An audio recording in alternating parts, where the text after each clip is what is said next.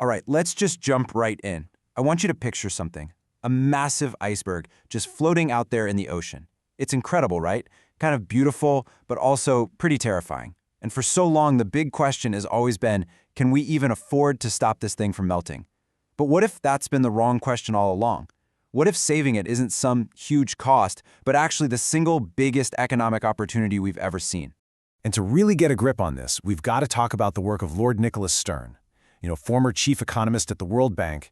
His latest analysis from 2025, wow, it does not pull any punches.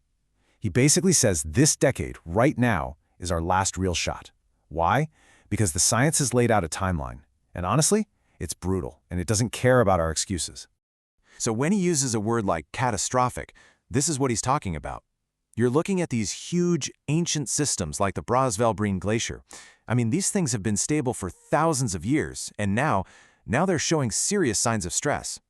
And look, this goes way beyond just saving a pretty picture. We're talking about the very operating system of our entire planet. So what's driving all this urgency? It really boils down to one critical scientific idea: tipping points. Okay, so what is a tipping point? Well, don't think of it as a gentle slope. It's not that at all. It's a cliff edge. It's that one tiny little push that sends a massive system just completely over the brink. And once that happens, you get this sudden, cascading collapse that might be totally impossible to stop. And right now, several of these massive systems have alarm bells ringing. Take the West Antarctic ice sheet. Its collapse? This isn't some sci-fi movie plot. We're talking about a potential sea level rise of up to 2 meters. That would literally redraw the maps of our coastlines and force hundreds of millions of people from their homes. Then you go up north to Greenland. Its ice sheet is melting faster and faster. Now, a total meltdown would take a long time. But, and this is the key part, once we pass its tipping point, we're locking in a future with a 7-meter sea level rise. 7 meters. Just try to wrap your head around that. Look at the sheer size of the ice in this shot of the Illisat Glacier to even begin to get a sense of the scale.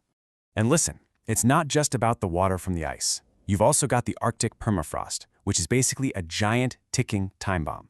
As that frozen ground thaws out, it starts releasing enormous amounts of trapped CO2 and methane. And that creates this vicious cycle, a feedback loop that just speeds up the warming all on its own, no matter what we do with our own emissions. And the list just keeps going, and honestly, it's pretty sobering. We're talking about the potential die-off of basically all our tropical coral reefs, a huge disruption to the ocean currents that control our weather, and even the total collapse of the Amazon rainforest system. And this map really drives the point home. These aren't just a bunch of separate problems. They are all connected in a global network. Scientists are warning us that if we trigger one of these tipping points, it could set off a domino effect, knocking over the next one and the next. And here's the really scary part. Many of these dominoes could start to fall somewhere between 1.5 and 2 degrees of warming. And we are getting dangerously close to that right now. Okay, so if the science is so clear and the risks are, well, this big, why on earth have we waited so long? The answer, it turns out, is tangled up in a really powerful story we've been telling ourselves about the economy. A story that, as we're about to see, is just completely wrong. Yeah, for decades, we've been stuck in this mindset that it's a cage match, the economy versus the environment. The story goes you can have one or the other, but no way can you have both. And that single idea, that false choice, has been the biggest roadblock to getting anything done. It's created total paralysis.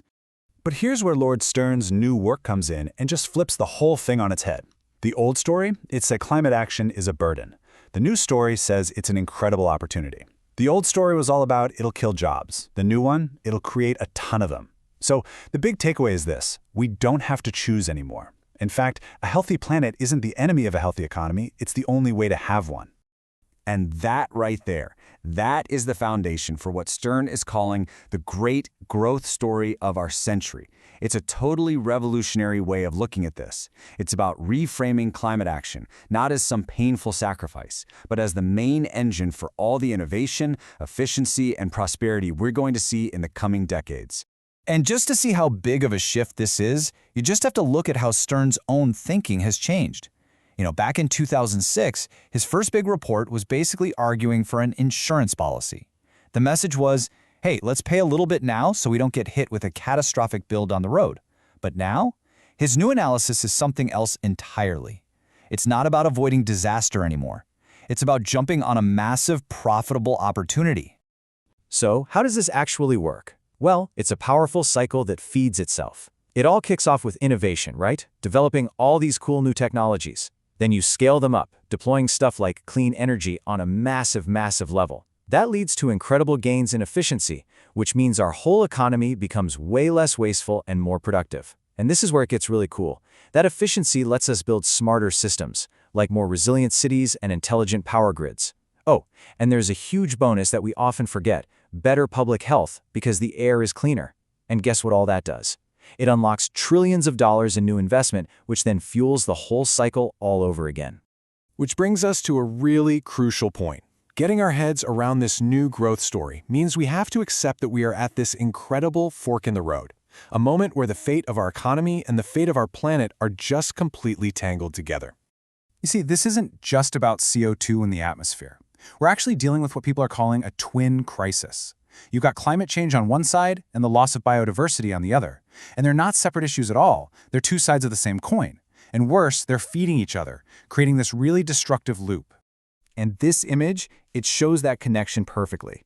When we tear down natural habitats, like the sea ice these polar bears need to survive, we're also wrecking the planet's own ability to soak up carbon. Our forests, our oceans, they're our best friends in this fight. Harming them is like, well, it's like trying to put out a fire while someone else is pouring gasoline on it. It just makes no sense. And when you see an image like this, a mother and her cub, suddenly it's not some abstract problem anymore, is it? It becomes incredibly personal. The decisions being made right now, in corporate boardrooms, in government halls, even in our own daily lives, there are just numbers on a spreadsheet. They're going to decide what kind of world is left for them and for us. You know, to really capture this make-or-break moment, Stern actually quotes Shakespeare. The idea is that every so often, history gives you this perfect moment, this tide, which taken at the flood leads on to fortune. And we are in one of those moments right now. The tech is here, the economics finally add up, the urgency is staring us in the face. We have to ride this wave. And that brings us full circle, right back to where we began, that giant iceberg. Here it is, seen from space. It's on a one-way trip to warmer waters, where it's just going to fall apart. It's a pretty haunting but perfect metaphor for the old path we've been on, isn't it? A path that only leads to one place: collapse. But as Lord Stern makes so powerfully clear, there is another path, a different one built on innovation, prosperity, and, for once, sustainability. This new growth story for our century, it isn't some dream team. It's a real roadmap. It's right there, waiting for us. So the only question left is, are we smart enough to take it before that iceberg's fate becomes our own?